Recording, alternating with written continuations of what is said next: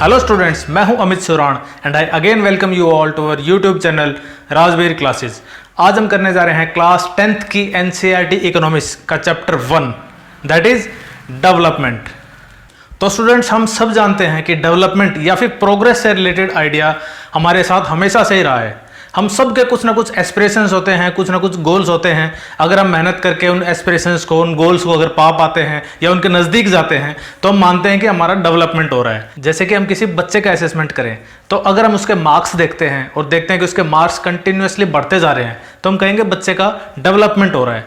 Same thing applies to a sportsman. अगर कोई खिलाड़ी है जो लगातार टूर्नामेंट जीतता जा रहा है, जिसके खेल में इंप्रूवमेंट हो रहा है, तो हम कहेंगे उस खिलाड़ी का डेवलपमेंट हो रहा है। इसी तरीके से कंट्री के भी कुछ एस्पिरेशंस होते हैं, वहाँ के लोगों के एस्पिरेशंस होते हैं, गोल्स होते हैं कि उनकी कंट्री कैसी हो। पर कभी सोचा है क्या होते हैं वो पैरामीटर्स जिनके आधार पर कंट्रीज को डेवलप्ड, डेवलपिंग या अंडर डेवलप्ड कैटेगरीज में बांटा जाता है? तो इस चैप्टर का मोटिव है डेवलपमेंट को समझना। Students, development has many aspects.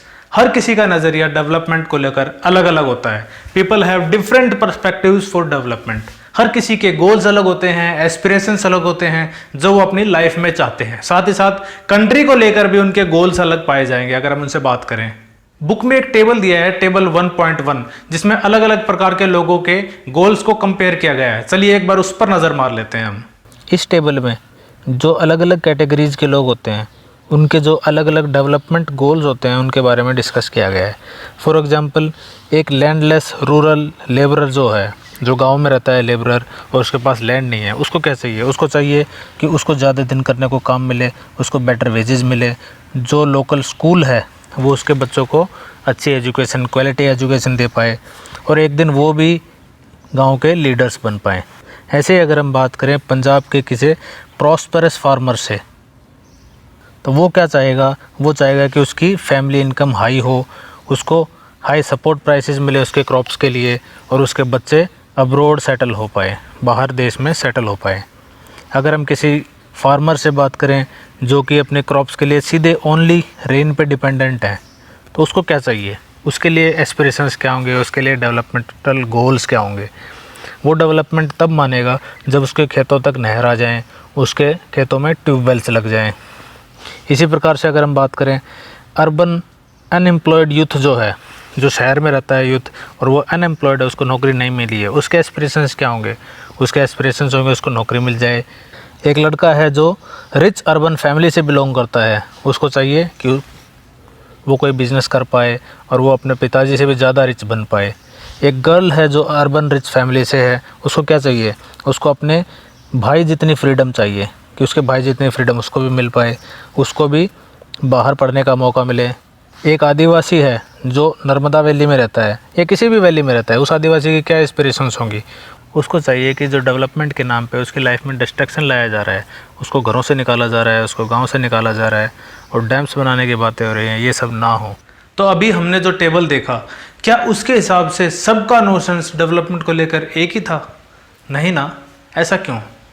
क्योंकि लोगों की हिस्ट्रीज अलग होती हैं, उनकी सर्कमस्टेंसेस अलग होती हैं, उनकी सोशल कंडीशंस अलग होती हैं, इसलिए उनके डेवलपमेंट को लेके अलग अलग पर्सपेक्टिव्स होते हैं।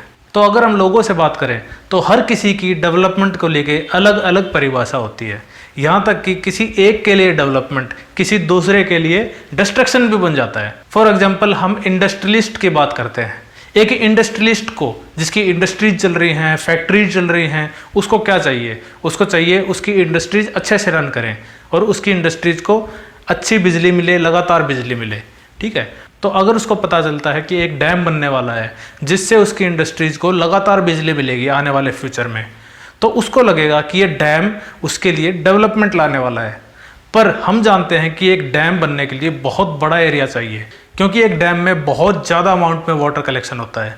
तो जब भी कोई डैम बन रहा होता है तो वहाँ पे फॉरेस्ट्स को क्लियर किया जाता है, वहाँ पे जो आदिवासी रह रहे होते हैं, जो ट्राइब्स रह रहे होते हैं, उनको डिस्प्लेस किया जाता है, उनको कहीं और शिफ्ट किया जाता है। तो उन आदिवासियों से अगर हम बात करें तो वो डैम उनके लिए डिस्ट्रक्शन लाने वाला है, क्योंकि वो वहाँ पे सदियों से रहते आए हैं, उनका एक ग्रुप बना हुआ है, उनके छोटे छोटे कबीले बने हुए हैं जो उन जंगलों में काफ़ी सालों से रह रहे हैं। तो अगर उनको इस समय डिस्प्लेस कर दिया जाता है, कहीं और शिफ्ट कर दिया जाता है, तो उनके कबीले टूट जाते हैं और वहाँ पर जो अपनी लाइफ चलाते थे वहाँ पे लकड़ियाँ चुन के, वहाँ पे शहद तोड़ के या फिर कुछ बीड़ी पत्ते चुग के, तो उनकी वो सारी की सारी लाइफ डिस्टर्ब हो जाती है, उनकी लाइफ मिजरेबल हो जाती है। तो उनके हिसाब से जो इंडस्ट्रीज का डेवलपमेंट है वो उनके लिए डिस्ट्रैक्शन है। So 2 things are clear now. First is different persons can have different development goals. हर किसी के डेवलपमेंट गोल्स, एस्पिरेशंस अलग अलग हो सकते हैं। दूसरा पॉइंट है what may be development for one may not be development for the other. It may even be destructive for the other. किसी एक के लिए डेवलपमेंट किसी दूसरे के लिए हो सकता है डेवलपमेंट ना हो, और यह भी हो सकता है कि उसका डेवलपमेंट दूसरे के लिए डिस्ट्रक्शन बन रहा हो, जो हमने देखा इंडस्ट्रियलिस्ट और ट्राइब्स के केस में। So our next sub heading is income and other goals. बच्चों, हमने टेबल 1.1 में देखा कि जो लोगों के डेवलपमेंट गोल्स थे उनमें एक चीज कॉमन थी। वो चीज क्या थी? वो थी they want more income. It means लोग चाहते हैं कि उनको रेगुलर वर्क मिले, लगातार काम मिलता रहे, उनको बेटर वेजेस मिले, अच्छी सैलरी मिले, और they get decent price for their products. अगर वो किसान हैं तो वो चाहते हैं कि जब वो फसल बेचते हैं तो उनको अच्छी कीमत मिले। अगर वो छोटा मोटा बिजनेस करते हैं तो वो चाहते हैं कि जो भी प्रोडक्ट वो बना रहे हैं उनके लिए उसको डिसेंट प्राइस मिले। पर इनकम के अलावा भी लोगों के कुछ एस्पिरेशंस होते हैं, वो आएंगे इस कैटेगरी में, अदर गोल्स की कैटेगरी में। वो क्या है? वो है लोग चाहते हैं उनको इक्वल ट्रीटमेंट मिले। जैसे कि हमने एक सिस्टर के केस में देखा, एक सिस्टर चाहती है कि उसके फैमिली वाले उसको वैसा ही ट्रीटमेंट दें जैसा कि उसके भाई को ट्रीटमेंट मिल रहा है, उसको वैसे ही फ्रीडम मिले जैसी उसके भाई को फ्रीडम मिल रही है। तो ये अदर गोल्स में आ जाएंगे, equal treatment, freedom, respect, security and other things. Security means जैसे हमने ट्राइब्स के केस में देखा था कि ट्राइब्स को चाहिए सिक्योरिटी लाइफ के अंदर, कि उनको उस जंगल से कोई डिस्प्लेस ना करे, तो उनकी लाइफ को सिक्योरिटी मिलेगी। अब जो ये मेटेरियलिस्टिक थिंग्स हैं, जैसे अच्छा घर, गाड़ी, नए नए मोबाइल फोन्स, अच्छा खाना पीना, ये सब तो पैसे से आ सकते हैं, और डेफिनेटली इससे लाइफ की क्वालिटी भी बढ़ती है, लाइफ में डेवलपमेंट भी आता है। पर लाइफ की क्वालिटी सिर्फ मेटेरियलिस्टिक थिंग्स पर ही डिपेंड नहीं करती, इसके अलावा नॉन मेटेरियलिस्टिक थिंग्स पे भी डिपेंड करती है। एक अच्छी क्वालिटी की लाइफ तब होगी जब उस लाइफ में इंसान को रेस्पेक्ट मिलेगी, जस्टिस मिलेगा, इक्वल ट्रीटमेंट मिलेगा, फ्रीडम मिलेगी, सिक्योरिटी मिलेगी, इत्यादि इत्यादि। अब इन नॉन मेटेरियलिस्टिक थिंग्स को मेजर नहीं किया जा सकता, जैसे कितनी रेस्पेक्ट, किसी इंसान को ज़्यादा रेस्पेक्ट मिल रही है, कम रेस्पेक्ट मिल रही है, किसी को फ्रीडम मिल रही है, कम फ्रीडम मिल रही है, ज़्यादा फ्रीडम मिल रही है, इनको एग्जैक्टली मेजर नहीं किया जा सकता। पर ऐसा नहीं है कि ये इंपॉर्टेंट नहीं है, ये बहुत इंपॉर्टेंट है लाइफ में क्वालिटी लाने के लिए। फॉर एग्जाम्पल, आपके पास 2 जॉब ऑफर है। एक ऐसी जॉब है जिसमें आपको बहुत ज़्यादा सैलरी मिल रही है, पर आपको फैमिली से दूर रहना पड़ेगा, साथ ही साथ आपको जॉब की सिक्योरिटी भी नहीं है, आपकी कब वो जॉब जा सकती है ये आपको नहीं पता। जो सेकंड जॉब ऑफर आपके पास, वो एक गवर्नमेंट जॉब का है, उसमें आपके पास सैलरी कम है, पर आपको फैमिली को देने के लिए बहुत ज़्यादा टाइम है, आपके पास अपने हॉबीज़ को परस्यू करने के लिए बहुत ज़्यादा टाइम है। तो बहुत से लोग जो इनकम को प्रायोरिटी नहीं देते, जो अदर गोल्स को प्रायोरिटी देते हैं, वो चूज करेंगे सेकेंड जॉब को। पर कुछ लोग जो इनकम को ज़्यादा प्रायोरिटी देते हैं, वो पहले वाला जॉब ऑफर चूज करेंगे। तो हम देख सकते हैं कि डेवलपमेंट को लेके लोगों के नज़रिए अलग अलग हैं। लोग इनकम को भी डेवलपमेंट के साथ कनेक्ट करते हैं, और जो अदर गोल्स ऑफ लाइफ हैं, जो कि नॉन मेटेरियलिस्टिक थिंग्स हैं, उनमें जब बढ़ोतरी होती है तो उनको भी लाइफ में डेवलपमेंट के साथ कनेक्ट करते हैं। सो हमने देखा how individuals have different goals which they relate with their development. Similar is the case with national development. अगर हम लोगों से पूछे कि उनके डेवलपमेंट को लेकर क्या क्या नोशंस हैं, तो सबके नोशंस अलग अलग होंगे। किसी के हिसाब से नेशनल डेवलपमेंट के कुछ पैरामीटर्स होंगे, किसी के हिसाब से कुछ पैरामीटर्स होंगे। अब नोशंस तो अलग अलग हो ही सकते हैं, इसके अलावा कुछ लोगों के बीच में कन्फ्लिक्टिंग नोशंस होंगे नेशनल डेवलपमेंट को लेकर, कि मतलब कि कोई पर्टिकुलर काम होने पर किसी के हिसाब से डेवलपमेंट हो रहा है और किसी के हिसाब से नेशनल डिस्ट्रक्शन हो रहा है। अब नेशनल डेवलपमेंट का मतलब होगा इन सभी लोगों के आइडियाज को मिलाकर बैलेंस बनाकर कंट्री का प्रोग्रेस करना, उस चीज को कहेंगे हम national development. Our next sub heading is how to compare different countries और स्टेट्स। अब बात अगर हम नेशनल डेवलपमेंट की कर रहे हैं तो कैसे कंपेयर किया जाए अलग अलग कंट्रीज को, अलग अलग स्टेट्स को, कि कौन सी कंट्री डेवलप्ड कंट्री है और कौन सी कंट्री अंडर डेवलप्ड कंट्री है। क्योंकि सब कंट्रीज में कुछ सिमिलैरिटीज होंगी, कुछ डिफरेंसेस होंगे। हो सकता है कोई कंट्री किसी एक फील्ड में बहुत अच्छा परफॉर्म कर रही हो और किसी एक पर्टिकुलर फील्ड में लैग कर रही हो सकता है वहाँ पर मेडिकल फैसिलिटीज बहुत अच्छी दी जा रही हो, पर उसके विपरीत ये भी हो सकता है कि उस कंट्री में क्राइम रेट बहुत ज़्यादा हो। तो कंपेयर किया कैसे जाए कंट्रीज को, वो क्या क्या पैरामीटर्स होने चाहिए जिनको देखकर कंट्रीज को कंपेयर किया जाता है और डिसाइड किया जाता है कौन सी कंट्री डेवलप्ड कंट्री है और कौन सी कंट्री अंडर डेवलप्ड कंट्री है। फॉर एग्जाम्पल अगर हम किसी क्लास की ही बात कर लें, कोई अगर बाहर से आए और टीचर को कहे कि क्लास में कोई बेस्ट बच्चा बताओ, तो टीचर कैसे बताएगा? कोई बच्चा पढ़ाई में बहुत अच्छा है पर स्पोर्ट्स में जीरो है, हो सकता है कोई बच्चा स्पोर्ट्स में बहुत अच्छा हो, वो पढ़ाई में जीरो हो, और ऐसा भी हो सकता है कि कोई बच्चा स्पोर्ट्स में भी अच्छा है और पढ़ाई में भी टॉपर है, पर वो इनडिसिप्लिन स्टूडेंट है, वो दूसरे बच्चों के सर फोड़ता है, टीचर से लड़ता है। तो डिसाइड कैसे किया जाए कि कौन सा बच्चा अच्छा है, बेस्ट बच्चा कैसे डिसाइड किया जाए? तो कुछ तो पैरामीटर्स होने चाहिए। आप पहले बताइए आपको किस चीज़ के लिए वो बच्चा चाहिए। अगर आपको पब्लिक स्पीकिंग करानी है, डिबेट करानी है, तो आपको ऐसा बच्चे का नाम बताया जाएगा जो इन चीज़ों में बेस्ट है। अगर आपको कोई स्पोर्ट्स टूर्नामेंट कराना है तो आपको ऐसे बच्चे का नाम सजेस्ट किया जाएगा जो इन चीज़ों में बेस्ट हो। अगर आपको क्विज करानी है तो पढ़ाई में जो अच्छा बच्चा है उसको बेस्ट बोल के आपके सामने प्रेजेंट किया जाएगा। तो बेस्ट डिसाइड करने के अलग अलग पैरामीटर्स हो सकते हैं।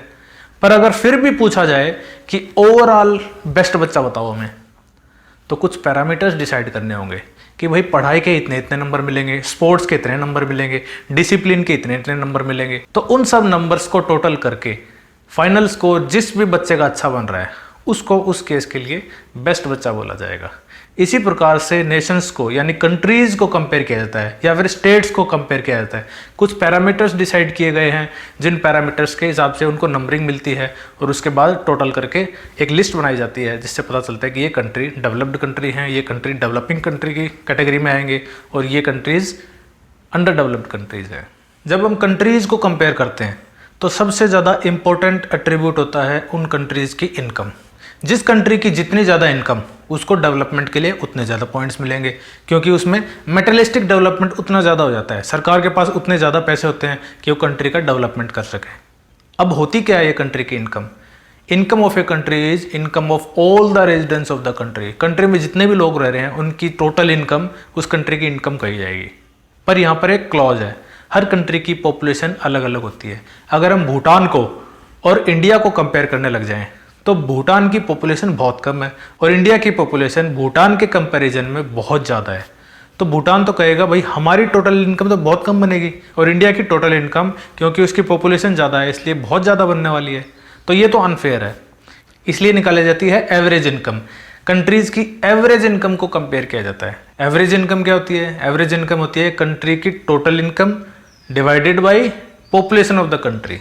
अब इस एवरेज इनकम को पर कैपिटा इनकम भी कहते हैं। क्या कहते हैं? Per capita income. Per capita income मतलब इनकम पर हेड, टोटल इनकम जितनी है डिवाइडेड बाय पॉपुलेशन निकाले हैं तो निकलेगी एवरेज इनकम, जिसको कहेंगे पर कैपिटा इनकम, इनकम पर हेड। अब वर्ल्ड बैंक जो वर्ल्ड डेवलपमेंट रिपोर्ट्स जारी करता है उनमें भी यही क्राइटेरिया लिया जाता है। जिन कंट्रीज़ की एनुअल इनकम $12,056 से ज़्यादा हो उनको रिच कंट्रीज़ की कैटेगरी में रखा जाता है और जिन कंट्रीज़ की एनुअल इनकम $955 या उससे कम हो उनको लो इनकम कंट्रीज़ की कैटेगरी में रखा जाता है। और इंडिया की इनकम है $1,820 पर एनम, यानी इंडिया की जो कैटेगरी आएगी वो आएगी लो मिडिल इनकम कंट्रीज़ की कैटेगरी। अब इस एवरेज इनकम मेथड में भी कुछ डिस्पैरिटीज़ हैं। हो सकता है दो कंट्रीज़ की एवरेज इनकम बराबर हो, पर एक कंट्री में ऐसी सिचुएशंस हो कि मैक्सिमम इनकम कुछ लोगों के पास इकट्ठी हो गई हो और बाकी पूरी पॉपुलेशन के पास थोड़ी सी इनकम हो। इसको समझने के लिए बुक में एक टेबल 1.2 दिया है, चलो इस पर नज़र मार लेते हैं। इस टेबल में दो कंट्रीज़ की इनकम को कंपेयर किया गया है, एक कंट्री ए, एक कंट्री बी। मान के चलते हैं कि इन दोनों कंट्रीज़ में सिर्फ 5-5 सिटीजन्स हैं। दोनों कंट्रीज़ की पॉपुलेशन बराबर है, दोनों में 5-5 सिटीजन्स हैं। अब इन सिटीजन्स की मंथली इनकम देख लेते हैं। कंट्री ए में फर्स्ट सिटीजन की मंथली इनकम है 9,500, ऐसे ही सेकंड सिटीजन की इनकम है 10,500, थर्ड की 98,004 की 10,000, फिफ्थ सिटीजन की 10,200। तो अगर हम इसको टोटल करें तो पाँचों सिटीजन्स की मंथली इनकम मिलके टोटल बन जाती है 50,000। अगर 50,000 उनकी टोटल इनकम है तो उनकी एवरेज कितनी निकलेगी? 50,000 अपॉन 5, वो बनेगी लगभग 10,000। इसी प्रकार से कंट्री बी की अगर हम टोटल इनकम निकालें तो वो भी 50,000 निकल के आ रही है, यानी कंट्री बी की भी एवरेज इनकम 10,000 बन रही है। तो अब इन दोनों कंट्रीज़ की एवरेज इनकम तो बराबर है, यानी पर कैपिटा इनकम तो बराबर है, बट कंट्री ए को प्रेफर किया जाएगा क्योंकि इस कंट्री में इक्विटेबल डिस्ट्रीब्यूशन ऑफ इनकम है। इक्विटेबल डिस्ट्रीब्यूशन ऑफ इनकम का मतलब सभी सिटीजन्स की इनकम लगभग बराबर है, उनकी इनकम एक दूसरे के बहुत ही ज़्यादा क्लोज है, यानी 10,000 के आसपास ही है। किसी की 500 रुपये ज़्यादा है, किसी की 200 रुपये कम है, किसी की 200 रुपये ज़्यादा है। पर कंट्री बी में अगर हम देखते हैं तो ये जो 5वां सिटीजन है 48,000 तो सिर्फ इसकी इनकम है और बाकी सिटीजन्स की इनकम है 500 रुपये, 500 रुपये, 500 रुपये, 500 रुपये। तो इसमें इक्विटेबल डिस्ट्रीब्यूशन नहीं है। Hence we can say that while average income is useful for comparison, it does not tell us how the income is distributed among people. So our next subheading is income and other criteria. जैसा कि हमने individuals के case में देखा कि उनके development goals income के अलावा और भी बहुत कुछ होते हैं, जैसे equal treatment, freedom, security, respect in society, etcetera etcetera. उसी प्रकार से अगर हम नेशनल डेवलपमेंट की बात करें, कंट्रीज़ के डेवलपमेंट की बात करें, तो एवरेज इनकम यानी पर कैपिटा इनकम के अलावा और भी बहुत क्राइटेरियाज और पैरामीटर्स होते हैं जो कि नेशन की डेवलपमेंट को दर्शाते हैं। इसको ठीक से समझने के लिए बुक में 2 टेबल दिए गए हैं, टेबल 1.3 और टेबल 1.4। चलिए इन दोनों को देख लेते हैं। इस टेबल में 3 स्टेट्स यानी हरियाणा, केरला और बिहार की पर कैपिटा इनकम को कंपेयर किया गया है। अब हरियाणा की पर कैपिटा इनकम 2015-16 के हिसाब से बनती है 1,80,174 रुपये, यानी ये पर कैपिटा इनकम है, वहाँ की एवरेज इनकम है एक इंसान की। ऐसे ही केरला की पर कैपिटा इनकम बनती है 1,63,475 रुपये। बिहार की पर कैपिटा इनकम बनेगी 34,409 रुपये। तो इन तीनों स्टेट्स को अगर हम कंपेयर करें पर कैपिटा इनकम के हिसाब से तो रैंक 1 बनता है हरियाणा, रैंक 2 बनता है केरला और रैंक 3 बनता है बिहार। इन 3 स्टेट्स की बात हो रही है, इसमें अलग स्टेट्स आएंगे तो इनकी रैंकिंग अपने आप चेंज हो जाएगी। तो इन 3 स्टेट्स के हिसाब से इनकी ये रैंकिंग बन रही है। अब आ जाते हैं टेबल 1.4 पे। इस पे कुछ और कंपैरेटिव डाटा है इन्हीं तीनों स्टेट्स का, हरियाणा, केरला और बिहार का। एक डाटा है इन्फेंट मोर्टेलिटी रेट का, 2007 का ये डाटा है। इसके हिसाब से हरियाणा में IMR था 30, केरला में था 10 और बिहार में था 35। ये IMR यानी इन्फेंट मोर्टेलिटी रेट क्या होता है? IMR indicates the number of children that die before the age of 1 year as a proportion of 100 live children born in that particular year. IMR क्या इंडिकेट करता है? एक पर्टिकुलर साल में 1000 बच्चे अगर वहाँ पे जन्म लेते हैं तो उनमें से कितने बच्चे 1 साल की उम्र पूरी करने से पहले ही मर जाते हैं। तो हरियाणा में संख्या है 30, यानी कि 1000 बच्चे हरियाणा में 1 साल में पैदा हो रहे हैं तो उसमें से 30 की डेथ हो जा रही है। पर 1000 बच्चों में से 30 की डेथ हो रही है। 2000 बच्चे पैदा हो रहे हैं तो 60 की डेथ हो रही है। 10,000 बच्चे पैदा हो रहे हैं तो 300 की डेथ हो रही है। इसी प्रकार से केरला में 4 बच्चों पर 10 बच्चों की डेथ होती है और बिहार में 35 बच्चों की डेथ हो जाती है 1 साल की उम्र अटेन करने से पहले। तो इस केस में अगर हम देखें तो केरला नंबर 1 पे रहेगा, नंबर 2 पे हरियाणा और नंबर 3 पे रहेगा बिहार। अगर हम बात करें लिटरेसी रेट की, 2011 सेंसस के हिसाब से लिटरेसी रेट हरियाणा में थी 82%, केरला में थी 94%, बिहार में थी 62%, यानी लिटरेसी रेट के हिसाब से भी केरला टॉप कर रहा है। IMR के हिसाब से भी केरला टॉप कर रहा है और लिटरेसी रेट के हिसाब से भी केरला टॉप कर रहा है। नेक्स्ट जो डाटा है वो स्कूलिंग का डाटा है। उसमें दिखाया गया है कि 14 और 15 साल की एज अटेंड करने के बाद कितने बच्चे एजुकेशन को कंटिन्यू कर रहे हैं। तो हरियाणा में 61% बच्चे 14 और 15 साल की एज अटेंड करने के बाद भी आगे अपनी पढ़ाई कंटिन्यू कर रहे हैं, यानी कि 39% जो बच्चे हैं वो 14 ईयर्स और 15 ईयर्स की एज के बाद आगे स्कूलिंग नहीं कर रहे हैं। अगर हम बात करें केरला की तो केरला में 17% बच्चे ऐसे बच्चे मिलेंगे आपको जो 14-15 ईयर्स के बाद आगे पढ़ाई कंटिन्यू नहीं कर रहे हैं। बिहार में आपको 57% बच्चे ऐसे मिलेंगे जो 14-15 साल के बाद आगे स्कूलिंग नहीं कर रहे हैं। इसका मतलब समझ रहे हो? इसका मतलब ये है कि अगर आप बिहार में रहते हो तो प्राइमरी एजुकेशन करने के बाद आप जब सेकेंडरी एजुकेशन के लिए जाओगे, 6th क्लास में एडमिशन लोगे, तो आपको 50% बच्चे स्कूल में नहीं मिलेंगे। आपके क्लासमेट्स 50% बच्चे आपके गायब मिलेंगे। यानी कि ये जो 10th की बुक हम पढ़ रहे हैं, ये आधे बच्चे बिहार में नहीं पढ़ते। अभी हमने एक टेबल देखा जिसमें हरियाणा, केरला और बिहार स्टेट्स को कंपेयर किया गया था।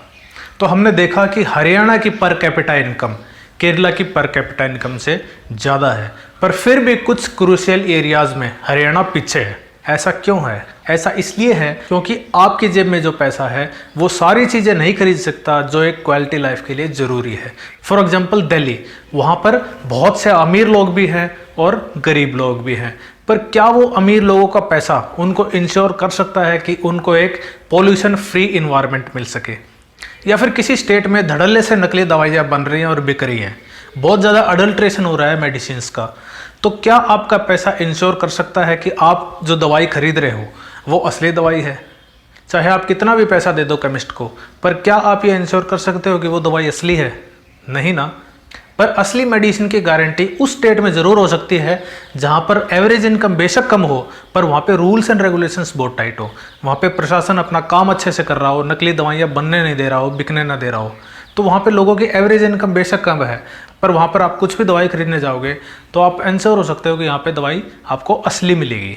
तो यानी कि आपके पैसे के अलावा बाकी भी बहुत सारी चीज़ें ऐसी हैं जो इम्पोर्टेंस रखती हैं आपकी क्वालिटी लाइफ को इंश्योर करने के लिए। आपकी कम्युनिटी बहुत ज़्यादा इम्पोर्टेंस रखती है इसमें। अगर आपके स्टेट में या आपकी कम्युनिटी में कोई इन्फेक्शियस डिसीज़ फैल गई है तो आपका पैसा आपको उस डिसीज़ से नहीं बचा सकता। उस डिसीज़ से तभी छुटकारा पाया जा सकता है जब पूरी की पूरी कम्युनिटी एक साथ मिलकर कंट्रीब्यूट करे, एक साथ मिलकर उस डिसीज़ से फाइट करे। फॉर एग्जांपल कोरोना, आपके पास पैसा बहुत है, आप घर में बंद रह सकते हो, अपने पैसे से अपना गुजारा कर सकते हो, पर आपका शहर अगर कोरोना फ्री करना है तो पूरी कम्युनिटी को एक साथ लेके काम करना होगा। आपके शहर का प्रशासन बहुत अच्छा काम करना चाहिए, आपके गवर्नमेंट एम्प्लॉइज़, आपके पॉलिटिशियंस, ये सब एकजुट होकर अगर काम करते हैं, सब ईमानदारी से काम करते हैं, तो आपका शहर जल्दी कोरोना फ्री होगा। तो इस पूरे डिस्कशन का क्रक्स ये है कि आपकी इनकम आपकी इंडिविजुअल नीड्स को तो पूरा कर सकती है, बट बाकी नीड्स को पूरा नहीं कर सकती जो कि एक क्वालिटी लाइफ के लिए ज़रूरी है। आपके एरिया की हेल्थ नीड्स, आपके एरिया की सिक्योरिटी, आपके एरिया की एजुकेशन, ये आपकी इनकम पे डिपेंड नहीं करता, ये आपकी कम्युनिटी पे, आपके स्टेट पे डिपेंड करता है। अगर आप ऐसी कम्युनिटी में रह रहे हो जहाँ लोग पढ़ना ही नहीं चाहते, वहाँ स्कूल नहीं जाना चाहते, वहाँ के टीचर स्कूल में पढ़ाना नहीं चाहते, तो आप क्या पढ़ सकते हो सकता है इंडिविजुअल लेवल पे आप पढ़ सको, पर उतनी ज़्यादा प्रोग्रेस आपकी नहीं हो पाएगी जो प्रोग्रेस आपकी उस एरिया में रहने पे होती जहाँ पे लोग पढ़ाई के लिए जागरूक हैं, जहाँ पे एफर्ट्स किए जा रहे हैं गवर्नमेंट के द्वारा वहाँ की एजुकेशन सिस्टम को सुधारने के लिए। तो आपकी कम्युनिटी भी बहुत ज़्यादा इंपॉर्टेंस रखती है आपकी इनकम के साथ साथ आपकी लाइफ में क्वालिटी लाने के लिए। सो केरला में इन्फेंट मोर्टेलिटी रेट बहुत कम क्यों है? कम इसलिए है क्योंकि वहाँ पे गवर्नमेंट बहुत ज़्यादा फोकस करती है कि लोगों को बेसिक हेल्थ फैसिलिटीज़ मिले, बेसिक एजुकेशन मिले रिगार्डिंग हेल्थ। इसके विपरीत हरियाणा में बेशक पर कैपिटा इनकम ज़्यादा हो, पर बेसिक हेल्थ फैसिलिटीज़ में कहीं ना कहीं कुछ कमी नज़र आती है, इसलिए यहाँ पर इन्फेंट मोर्टेलिटी रेट बहुत ज़्यादा है। एक ऑर्गेनाइजेशन है UNDP, United Nations Development Programme, वो एक रिपोर्ट जारी करता है हर साल, ह्यूमन डेवलपमेंट रिपोर्ट, जिसमें वो कंट्रीज़ को उनके ह्यूमन डेवलपमेंट के हिसाब से रैंकिंग देता है। ऐसी एक रिपोर्ट टेबल 1.6 में दी गई है, उस रिपोर्ट को हम देख लेते हैं पहले। इस टेबल में 2017 का डाटा दिया गया है जिसमें इंडिया और उसके नेबर्स को कंपेयर किया गया है। तो अगर हम बात करें पर कैपिटा इनकम की, तो इसको डॉलर में कैलकुलेट किया गया है 2011 के हिसाब से। इसमें देखा गया कि जो श्रीलंका की पर कैपिटा इनकम है वो है $11,326, इंडिया की पर कैपिटा इनकम है $6,353। ऐसे ही म्यांमार, पाकिस्तान, नेपाल और बांग्लादेश की भी पर कैपिटा इनकम यहाँ पे दिखाई गई है। नेक्स्ट सेक्शन में दिखाया गया है लाइफ एक्सपेक्टेंसी एट बर्थ 2017 के डाटा के हिसाब से। लाइफ एक्सपेक्टेंसी एट बर्थ क्या होता है? वो होता है कि अगर एक इंसान उस कंट्री में पैदा हो रहा है तो उस कंट्री के एनवायरनमेंट, उस कंट्री के हेल्थ फैसिलिटीज़, उस कंट्री के सोशल स्ट्रक्चर के हिसाब से एक इंसान कितने उम्र तक जिएगा, तो श्रीलंका में वो लाइफ एक्सपेक्टेंसी होती है 75.5 ईयर्स की। इंडिया में लाइफ एक्सपेक्टेंसी है 68.8 ईयर्स की। इसी प्रकार से म्यांमार, पाकिस्तान, नेपाल और बांग्लादेश की भी लाइफ एक्सपेक्टेंसी दी गई है। नेक्स्ट सेक्शन में दिया गया है mean years of schooling of people age 25 and above. जो 25 साल से ऊपर एज प्राप्त कर चुके हैं उनको कैलकुलेट किया गया है कि उनकी मीन ईयर्स ऑफ स्कूलिंग कितनी रही है, वो कितने साल तक स्कूल गए हैं। तो इसमें श्रीलंका का डाटा है लगभग 11 साल तक उनकी स्कूलिंग हुई है। इंडिया में 6.4 ईयर्स की लगभग स्कूलिंग हुई है। ऐसे ही नेपाल में 4.9 ईयर्स की स्कूलिंग हुई है, बांग्लादेश में 5.8 ईयर्स की स्कूलिंग हुई है। और जो ह्यूमन डेवलपमेंट इंडेक्स है, जो वर्ल्ड का जो UNDP जारी करता है, उसके हिसाब से इनकी कंट्रीज़ की रैंकिंग दी गई है। तो इनमें रैंकिंग इंडिया की है 130, 130वीं रैंकिंग है। श्रीलंका की रैंकिंग है 76, बाकी सब इंडिया से रैंकिंग उनकी ख़राब है, 148, 150, 149, 136। ओनली एक श्रीलंका ऐसा है जिसकी रैंकिंग इंडिया की रैंकिंग से अच्छी है। तो इसमें 1.6 शो कर रहा है कि नेपाल और बांग्लादेश इन दोनों की पर कैपिटा इनकम तो इंडिया से बहुत कम है ना, बहुत कम। इंडिया की पर कैपिटा इनकम कितनी है? लगभग 6000, और इन दोनों की 2000 और 3000। पर उनकी लाइफ एक्सपेक्टेंसी एट बर्थ बहुत ज़्यादा है। उनकी लाइफ एक्सपेक्टेंसी, अगर वहाँ कोई इंसान जन्म ले रहा है तो लगभग 70 और 72 साल तक वो जिएगा। इंडिया में 68 है लाइफ एक्सपेक्टेंसी एट बर्थ। तो हम आ गए अपने चैप्टर के लास्ट सब हेडिंग पे, सस्टेनेबिलिटी ऑफ डेवलपमेंट। इसको समझने के लिए बुक में एक शानदार कोट दिया गया है। इस कोट को आप अपने आंसर में जरूर यूज कीजिए, ठीक है। कोट क्या कहता है? We have not inherited the world from our forefathers, we have borrowed it from our children. यानी कि ये वर्ल्ड हमने अपने फोर फादर से इनहेरिट नहीं किया है, हमने अपने पुरखों से नहीं लिया है, बल्कि ये हमने अपने बच्चों से उधार लिया हुआ है। कहने का मतलब ये है कि ये इन्वायरमेंट यूज करना हमारा राइट नहीं है, बल्कि हमारी रिस्पॉन्सिबिलिटी है इसको प्रोटेक्ट करना।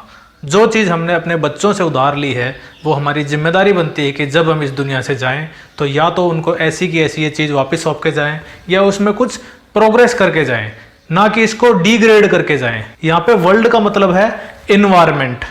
हम जो ये डेवलपमेंट देख रहे हैं अपने आसपास, ये हमें आज बहुत अच्छा लग रहा है। छोटे छोटे हाईवेज, नए नए फ्लाईओवर्स, नए नए मॉडल्स की कार्स, फैक्ट्रीज, मॉल्स। पर साइंटिस्ट ने वार्न किया है कि ये जो डेवलपमेंट हो रहा है ये सस्टेनेबल डेवलपमेंट नहीं है। सस्टेनेबल वो चीज़ होती है जिसको सस्टेन किया जा सके, कंटिन्यू किया जा सके, जिसको लगातार जारी रखा जा सके। पर साइंटिस्ट्स के हिसाब से ये डेवलपमेंट सस्टेनेबल डेवलपमेंट नहीं है। ये डेवलपमेंट ज़्यादा दिनों तक नहीं चलने वाला, क्योंकि इस डेवलपमेंट के लिए हम अपने रिसोर्सेज को बहुत ज़्यादा डिस्ट्रॉय कर रहे हैं। एक एग्जाम्पल दिया गया है ग्राउंड वाटर का। ग्राउंड वाटर एक रीन्यूएबल रिसोर्स है। रीन्यूएबल रिसोर्सेज वो रिसोर्सेज होते हैं जिनको नेचर ऑटोमेटिकली रिप्लेनिश कर देता है। अगर हम ग्राउंड वाटर को यूज़ कर रहे हैं एक्सट्रैक्ट करके, तो जब रेन होगी ये ग्राउंड वाटर रिप्लेनिश हो जाएगा। पर अगर किसी रिसोर्स का यूज़ हम उसकी रिप्लेनिशमेंट रेट से ज़्यादा करें तो इस चीज़ को कहा जाएगा over use of that resource. यानी कि जिस रेट से रिप्लेनिश हो रहा है वो बाय नेचर, उससे ज़्यादा रेट से अगर हम उसको यूज़ करते हैं तो एक दिन ये ख़त्म होना है। ऐसा ही ग्राउंड वाटर के केस में हो रहा है। अगर पिछले 20 सालों का आंकड़ा हम देखें तो देश में 300 डिस्ट्रिक्ट्स ऐसी हैं जिनमें ग्राउंड वाटर 4 मीटर से ज़्यादा डिक्लाइन हो गया है। यानी कि जो वाटर टेबल पहले 20 मीटर की गहराई में होता था, वो वाटर टेबल अब 24 मीटर की गहराई में पाया जाता है। दूसरा एग्जाम्पल दिया गया है क्रूड ऑयल रिजर्व्स का, यानी कि कच्चे तेल के रिजर्व्स का। कच्चे तेल से हम डीजल बनाते हैं, पेट्रोलियम बनाते हैं, एवकेट बनाते हैं और बाकी प्रोडक्ट्स बनाते हैं। अब जो ये क्रूड ऑयल है यानी पेट्रोलियम है, ये एक नॉन रिन्यूएबल रिसोर्स है। इसको तो नेचर रिप्लेनिश भी नहीं करने वाला। हालत ये है कि जो ये क्रूड ऑयल का रिजर्व है, अगर हम इसको इसी स्पीड से कंज्यूम करते गए तो नेक्स्ट 50 ईयर्स में ये ख़त्म होने वाला है। यानी कि अगर आप 20 या 30 साल के हो तो आपके लाइफ टाइम में आप इसे ख़त्म होता हुआ देखोगे। और सबसे बड़ी बात यह है कि क्रूड ऑयल का डायरेक्ट इम्पैक्ट होता है कंट्री के डेवलपमेंट पे। बहुत सारी फैक्ट्रियाँ जैसी हैं, इंडस्ट्रीज ऐसी हैं, पूरा का पूरा ट्रांसपोर्ट सेक्टर ऐसा है जो क्रूड ऑयल पे चलता है।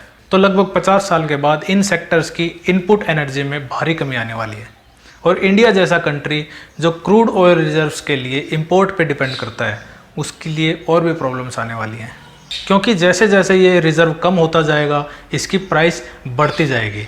यानी कि इंडिया का खर्च जो इन क्रूड ऑयल्स को खरीदने में होता है वो धीरे धीरे बढ़ता जाएगा, और जो पैसा इंडिया को डेवलपमेंट एक्टिविटीज़ में लगाना चाहिए, इंडिया के डेवलपमेंट में लगाना चाहिए, वो पैसा यहाँ लगता जाएगा।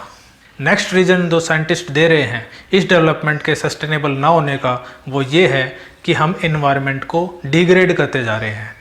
एयर पोल्यूट हो रही है, वाटर बॉडीज़ पोल्यूट हो रही हैं, जंगल काटे जा रहे हैं, एग्रीकल्चर लैंड पे टाउनशिप्स बनाई जा रही हैं। इस हिसाब से हम डेवलपमेंट तो कर रहे हैं पर अपना इन्वायरमेंट डिग्रेड कर रहे हैं। इसके कारण आने वाले समय में बहुत सारे हेल्थ इश्यूज़ होंगे, और जो इंडिविजुअल्स का पैसा है, कंट्री का पैसा है, वो इन हेल्थ इश्यूज़ को टैकल करने में जाने वाला है। Hence need of the hour is invention of alternate energies and clean energies। हमें ऐसे एनर्जी रिसोर्सेज की तलाश करनी होगी जो हमारी डिपेंडेंस है क्रूड ऑयल के ऊपर उसको कम कर सकें, साथ ही वो एनर्जी रिसोर्सेज क्लीन भी हों जो एनवायरनमेंट को डिग्रेड ना करें।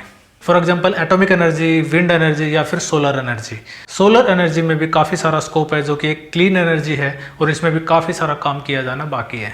सो जो डेवलपमेंट पे डिबेट है ये सदियों से चलती आई है, ये नेवर एंडिंग डिबेट है, क्योंकि लोगों के गोल्स, एस्पिरेशंस हमेशा चेंज होते रहेंगे, लोगों के रिक्वायरमेंट्स चेंज होती रहेंगी, कंट्रीज़ की, वर्ल्ड्स की रिक्वायरमेंट चेंज होती रहेंगी। तो इस डिबेट को ख़त्म नहीं किया जा सकता, ये डिबेट हमेशा ही चलती रहेगी। तो ये था 10th क्लास के NCERT इकोनॉमिक्स का फर्स्ट चैप्टर। अगर आपको ये लेक्चर पसंद आया है तो इस वीडियो को लाइक कीजिए, इस चैनल को सब्सक्राइब कीजिए तथा अपने दोस्तों के साथ भी शेयर कीजिए। बहुत ही जल्दी मैं इस बुक के सेकंड चैप्टर पे वीडियो बनाऊंगा, तब तक इस चैप्टर को आप रिवाइज कीजिए, इस वीडियो को 2-3 बार देख लीजिए ताकि आपके कॉन्सेप्ट्स क्लियर हो सकें।